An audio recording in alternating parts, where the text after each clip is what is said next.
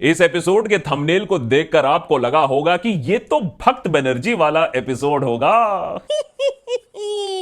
लेकिन नहीं, एपिसोड देशभक्त वाला ही है और ना ही मेरे अकाउंट में 15 लाख रुपए आए हैं जिससे मेरा हृदय परिवर्तन हो गया हो। लेकिन देशभक्त चैनल पर तो हमने आज तक कभी भी इलेक्शन प्रिडिक्शन किया ही नहीं। तो फिर मैं इतनी कॉन्फिडेंटली ऐलान क्यों कर रहा हूं कि आएगा तो मोदी ही। क्या कर रहे हो एडिटर, थोड़ा कंट्रोल करो, इतना शो ऑफ मत करो अपने टेक्स्ट के। बहुत स्पीलबर्ग हो तुम, ठीक है मान लिया। मैं ऐसा दावा क्यों कर रहा हूं, चलो समझाता हूं। लॉजिक है इस बात में। 11 अप्रैल 2019 लोकसभा इलेक्शंस का पहला फेज हुआ था। इसका मतलब यह है कि इलेक्शन कमीशन अगर अगले साल 1-2 हफ्ते की फेरबदल भी कर दे तब भी अप्रैल एंड तक 2024 का लोकसभा इलेक्शन शुरू हो चुका होगा। इसका मतलब एक बहुत ही अहम चुनाव के लिए 365 दिन से कम बाकी हैं हमारे पास। और भक्त बनर्जी मुझे यह हर रोज याद दिला रहा है आजकल कि आज के डेट में विपक्ष पार्टी कितना भी डेमोक्रेसी खतरे में है चिल्ला ले, लिबरल्स कितना भी ट्विटर पर आउटरीच कर ले, न्यूयॉर्क टाइम्स हमारे डेमोक्रेसी के बारे में कितना भी लेख लिख ले, राहुल बाबा कितना भी भारत जोड़ो यात्रा कर ले, देशभक्त चैनल कितना भी संविधान और फैक्ट्स का पाठ पढ़ा दे, महंगाई कितना भी हमारी कमर तोड़ दे, गरीबी रेखा से चाहे कितने भी लोग नीचे चले जाएं, फैक्ट तब भी यही रहेगा कि आएगा तो मोदी ही। और नहीं, मेरे अंदर बीबी की आत्मा घुस नहीं गई है, लेकिन मैं बीबी की इस बात से सहमत हूं। वजह मेरी कुछ अलग है। आएगा तो मोदी इसलिए नहीं कि हमने चाइना को लाल आंख दिखा दी है, उन्हें वापस खदेड़ दिया हमारी जमीन से, या हम 5 ट्रिलियन टन इकोनॉमी बन गए, या सारा का सारा काला धन अब हमें मिल गया है, या फार्मर इनकम डबल हो गई है, डॉलर 40 रुपीज आ गई है। ये बात मैं पूरे होश और हवास से इसलिए कह रहा हूं क्योंकि बीजेपी को हराने के लिए जो ऑपोजिशन की दरकार है और जो ऑपोजिशन यूनिटी चाहिए वो तो है ही नहीं, जिसके चलते बीजेपी के हौसले अभी काफी बुलंद है। अब की बार 350 पार मुश्किल है, लेकिन अगर विपक्ष इसी रेट पर काम करता रहा तो वो भी मुमकिन हो सकता है। बीजेपी के पास मनी, मसल, मीडिया, सब कुछ है, लेकिन अगर इन सब का प्रयोग ना भी किया जाए, इसको हम अगर कंसिडर ही ना करें, तब भी शायद 2024 के इलेक्शन में बीजेपी बाजी मार लेगी, सिर्फ विपक्ष के निकम्मेपन की वजह से। और इससे पहले कि आप मुझे यह कहने के लिए कैंसिल कर दो, 5 पॉइंट में अपनी बात समझाने की कोशिश करता हूं। Number 1, opposition unity. सोमवार को बिहार के चीफ मिनिस्टर और एक टाइम पर पीएम की कुर्सी के लिए दावेदार एक एस्पिरेंट नीतीश कुमार बंगाल की चीफ मिनिस्टर ममता बनर्जी से मिले कोलकाता में। जोर इस बात पर दिया गया कि विपक्षी पार्टियों को अपना ईगो साइड में रखकर 2024 के लिए एकजुट उनको होना पड़ेगा। ये बड़ी अच्छी बात कही आप। ममता बनर्जी बोली, I have no ego, I want to see BJP become zero. कुछ भी ममता बनर्जी के पास ईगो नहीं है। अब अगला क्या सुनना पड़ेगा कि मोदी जी को प्रेस कॉन्फ्रेंसेस से बहुत लगाव है। मस्त जोक मारा। नीतीश कुमार के साथ उनके डेप्यूटी चीफ मिनिस्टर और आरजेडी के लीडर तेजस्वी यादव भी थे। दोनों फिर फ्लाई डाउन किए लखनऊ। अखिलेश यादव से भी बातचीत हुई, एक यूनाइटेड ऑपोजिशन बनाने की कोशिश। एजेंडा यह है कि मोदी राज के खिलाफ एक जेपी टाइप मूवमेंट शुरू की जाए। ममता बनर्जी चाहती है कि इस बार यह आंदोलन बिहार से ही शुरू हो, ठीक वैसे ही जैसे ओरिजिनल आंदोलन इंदिरा गांधी के कांग्रेस के खिलाफ बिहार से शुरू हुई थी जयप्रकाश नारायण के नेतृत्व में 1970s में। अब इंदिरा गांधी की इमरजेंसी की छाप तो मोदी सरकार में साफ दिखती है।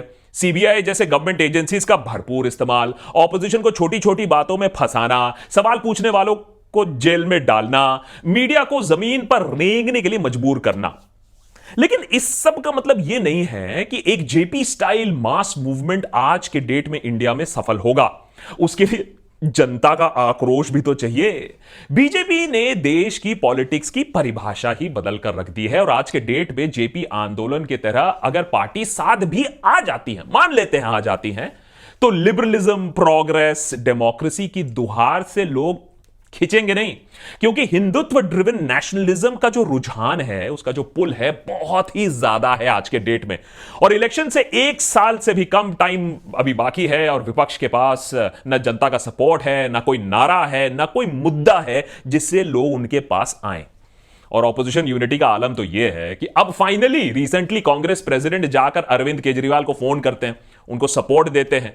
जब यह बात सामने आती है कि केजरीवाल को भी सीबीआई ने बुलाया है चाय पानी और सवाल के लिए। लेकिन एक महीने पहले जब दिल्ली के deputy chief minister and one of the founders of the आम आदमी पार्टी मनीष सिसोदिया को अरेस्ट किया गया था, तो 9 ऑपोजिशन पार्टीज के लीडर्स ने एक चिट्ठी लिखी।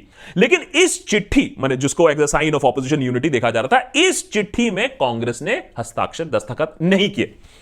और करे भी क्यों? क्योंकि पिछले कुछ सालों में आम आदमी पार्टी ने भी कांग्रेस पे बीजेपी से ज्यादा तेजी से वार किया है, तो ट्रस्ट डेफिसिट तो होगा ही, क्योंकि कौन किसका है समझ में नहीं आता है। और पिछले कुछ सालों में यह ट्रेंड सा रहा है, ओएसी पर आम आदमी पार्टी भड़क रही है, राहुल गांधी केजरीवाल को रिस्पॉन्सिबल कह रहे हैं गुजरात लॉस के लिए, एसपी और बीएसपी आपस में एक दूसरे को नोच रही है, अखिलेश मायावती को बीजेपी का बी टीम बताते हैं, आप कांग्रेस को बीजेपी का बी टीम बताते हैं, कांग्रेस सभी को बीजेपी का बी टीम बताती है, तेजस्वी यादव ओएसी को बीजेपी का बी टीम बताते हैं। अब मुझे यह पता नहीं कि कौन किसका बी टीम या ए टीम है, पर यह जरूर मालूम है कि इस A+B फॉर्मूला से फायदा किसको हो रहा है। ये एक्स्ट्रा 2AB किसको मिल रहा है मित्रों? बताइए, मुझे बताइए। इस सज्जन को क्या तकलीफ है भाई? एक्चुअली मजे की बात पॉलिटिक्स में यह है कि गाड़ी कभी भी पलट सकती है। अब मेरा कहने का मतलब है कि सत्ता कभी भी पलट सकती है। अरे 4% वोट शेयर इधर उधर हो गया तो गेम पूरा बदल गया। देखो 2019 में 300 सीट्स के बाद भी बीजेपी का पीक परफॉर्मेंस जिसको कहा जाता है, बीजेपी के पास तब भी नेट 38% वोट शेयर था। ये बाय द वे अपने आप में ही एक रिकॉर्ड है, मैं उसको नीचा नहीं दिखाने की कोशिश कर रहा हूं, लेकिन मैथमेटिकली अगर आप देखें तो 62% भारतीय हैं जिन्होंने बीजेपी को वोट नहीं दिया था, जिनकी थिंकिंग बीजेपी या एनडीए से मेल नहीं खाती है। तो बीजेपी के पास 10 में से 4 लोग थे। लेकिन प्रॉब्लम यह है कि ये जो बाकी के 6 लोग हैं ये बटे हुए हैं, ये मिले नहीं हैं, तो सत्ता गई उन 4 लोगों के पास। अब इंटरेस्टिंग यह है कि जहां जहां विपक्ष एक है, स्ट्रांग है, वहां वहां बीजेपी को बहुत दिक्कत होती है। मसल मीडिया कुछ हेल्प नहीं कर पाती है। केरला ले लो, पंजाब ले लो, बंगाल ले लो, और सदन के इंडिया के इतने सारे स्टेट्स हैं। लेकिन वहीं देखो UP, Samajwadi party, BSP, Congress, AIMIM, अरे सब मिलकर ऐसा रायता फैला दिया और बीजेपी बोला रूलिंग तो हमारा है। लेकिन इसको ओवरकम करने के लिए विपक्षी पार्टियों को सीट शेयरिंग करना होगा, फ्रेंडली कॉन्टेस्ट करने होंगे, एक दूसरे पर कीचड़ जो फेंकते रहते हैं रोज उसको बंद करना होगा, और यह अभी होता हुआ लगता नहीं है। और मैं फिलहाल इस बात में भी घुस नहीं रहा हूं कि बीजेपी ऑपोजिशन यूनिटी अगर हो भी जाए तो उसे तोड़ने में लग जाएगी। बीजेपी अपनी हर चाल को सोच समझ के खेलती है। अगर बीजेपी की थिंकिंग के बारे में और जानना हो तो नलिन मेहता की द न्यू बीजेपी किताब है कुकू एफएम पर, उसे सुन लेना। बड़े डिटेल में समझाया है बीजेपी की इंटरनल वर्किंग को और बीजेपी की थिंकिंग को।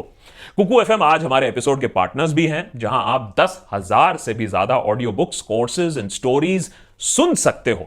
20 से भी ज्यादा कैटेगरीज हैं जहां आप एक्सप्लोर कर सकते हो, categories like self help, finance, motivational, science etcetera. और आपके प्रोफाइल के अनुसार ऑडियो बुक रिकमेंडेशंस भी मिलेंगी आपके लिए।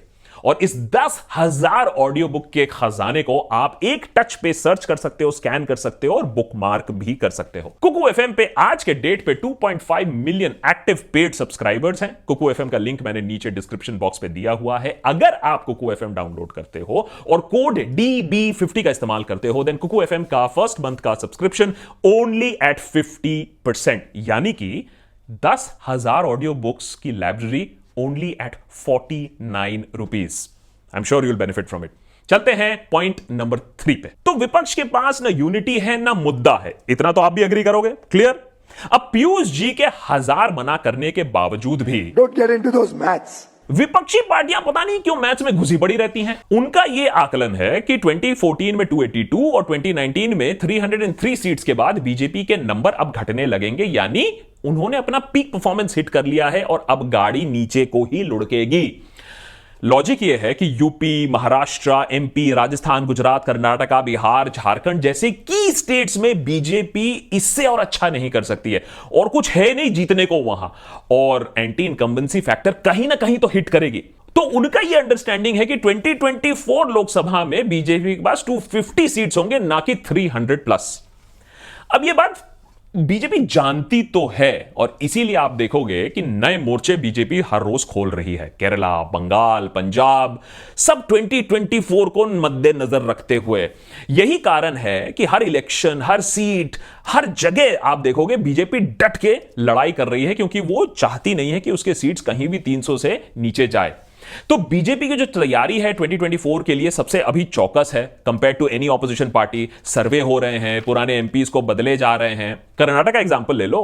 कर्नाटका में कांग्रेस ने लगभग जीत का डंका बजा दिया है, लेकिन वहां भी एड़ी चोटी की जोर से लड़ाई चल रही है। बीजेपी पूरा झोंक के काम कर रही है वहां भी, क्योंकि बीजेपी को मालूम है अगर साउथ इंडिया नहीं तो इस बार 300 प्लस नहीं।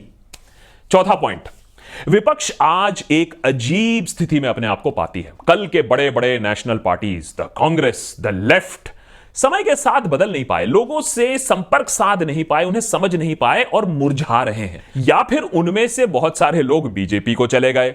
वहीं जो रीजनल पार्टीज हैं वो एक असमंजस में है। आप इन दिल्ली इन पंजाब, टीएमसी इन वेस्ट बंगाल ले लो, बीजेडी इन उड़ीसा ले लो, जेडीयू एंड आरजेडी इन बिहार ले लो, डीएमके इन तमिलनाडु ले लो। अपना गढ़ तो आपने बना लिया, अपना स्ट्रांग होल्ड तो आपने बना लिया, लेकिन इससे आगे जाकर नेशनल लेवल पर कैसे गेम खेलें, ना कोई प्लानिंग है, ना कोई एग्जीक्यूशन है। कांग्रेस के बाद टीएमसी और डीएमके आते हैं नंबर 2 पायदान पर नंबर ऑफ एमपीज पे, माने ये सबसे बड़े ऑपोजिशन पार्टीज हैं। लेकिन इतनी बड़ी ऑपोजिशन पार्टी होने के बावजूद टीएमसी का नेशनल स्टेटस ही उनसे छिन गया। अब छी तो है ही है, क्योंकि नेशनल एक्सपेंशन का ना कोई प्लान था, ना कोई मैन पावर था। उधर आम आदमी पार्टी बन तो गई है नेशनल पार्टी, लेकिन दिल्ली और पंजाब में ऑलरेडी हालत इतनी टाइट है, नेशनल एक्सपेंशन का कोई आइडिया भी है नहीं। पॉइंट नंबर 5, जो कि कुछ लोगों को हल्का लगता है, जिस हल्केपन के वजह से विपक्ष को इतनी ठेस पहुंची है। विपक्ष से पूछ लो, बस पूछ लो एक बार, और मीडिया के टॉपिक से ना वो तिलबिला उठेगी। राहुल गांधी को अगर आज कोई सवाल पसंद नहीं होता है तो रिपोर्टर बीजेपी का एजेंट बन जाता है। नहीं, माने एजेंट हो सकता है, लेकिन सवाल यह है कि विपक्ष ने पिछले 9 सालों में अपनी कम्युनिकेशन स्ट्रेटजी के लिए क्या किया? अगर गोदी मीडिया है तो विरोधी मीडिया क्यों नहीं बनाया आपने? विपक्ष आज भी उम्मीद करती है, होप मेन स्ट्रीम मीडिया उन्हें जगह देगी, उनकी सुनवाई होगी। अरे यार, यहां बीबीसी पर सर्वे हो जाता है एक डॉक्यूमेंट्री बनाने के बाद, और तुम इंडियन मेन स्ट्रीम चैनल्स की बात कर रहे हो। चलो मान लिया यार, तुम्हारे पास 1000 करोड़ रुपए नहीं है एंकर के मुंह में ठूसने के लिए। डिजिटल मीडिया, वहां का तुम्हारा रिपोर्ट कार्ड क्या है? जहां बीजेपी 2014 में थी, क्या आप वहां तक आ पाए हो? क्या वो स्ट्रेटेजीज आप अडॉप्ट कर पाए हो? नतीजा यह हुआ है कि नैरेटिव बीजेपी के हाथ में कंप्लीटली है, चाहे वो मेन स्ट्रीम हो या डिजिटल हो। इसीलिए कुछ भी चिपटा दिया जा सकता है विपक्ष पे। राहुल का सोना बनाने वाली मशीन, केजरीवाल का बालाकोट पर सबूत मांगना, ममता का जिहादी होने का टैग। इसका काउंटर नैरेटिव, इसका रिस्पॉन्स इन पार्टीज के पास है नहीं। और ये जो दाग है ना, ये जब चिपक जाते हैं फिर छूटते नहीं है, ना सर्फ ना टाइट। और जब आपका कम्युनिकेशन स्ट्रेटजी वीक होगा, तब आप नए voters, younger voters, next generation को अपनी तरफ कैसे खींचोगे? आज के एपिसोड में मैंने सिर्फ बात की है विपक्ष के बारे में। हम इस बात पर घुस ही नहीं रहे हैं कि बीजेपी क्या कर रहा है, किस लेवल पर गेम खेल रहा है, गुड और बैड। विपक्ष को किस तरीके से मैनेज किया जा रहा है, ऑपरेशन लोटस पर पूरा एपिसोड है। ईडी कैसे मास्टर स्ट्रोक बन गया है, इस पर भी एपिसोड है।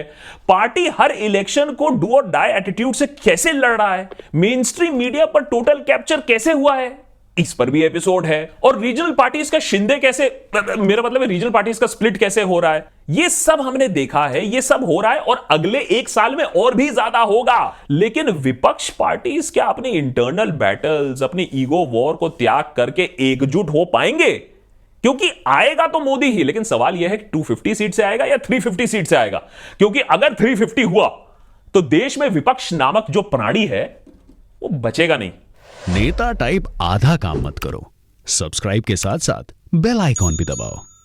इलेक्शन प्रेडिक्शन करना बहुत रिस्की बिजनेस होता है और हम करना भी नहीं चाहते हैं। लेकिन आपको क्या लगता है, अब की बार 250 या 350? उसी का खेल है 2024 का। Thanks to Kuku FM for making this episode possible. Kuku FM का डाउनलोड लिंक मैंने नीचे दिया हुआ है। यूज कूपन कोड DB50 और 10,000 ऑडियो टाइटल्स आपके लिए only at ₹49 for the first month. I am sure you'll enjoy it. Keep watching Deshbhakt, more episodes coming up.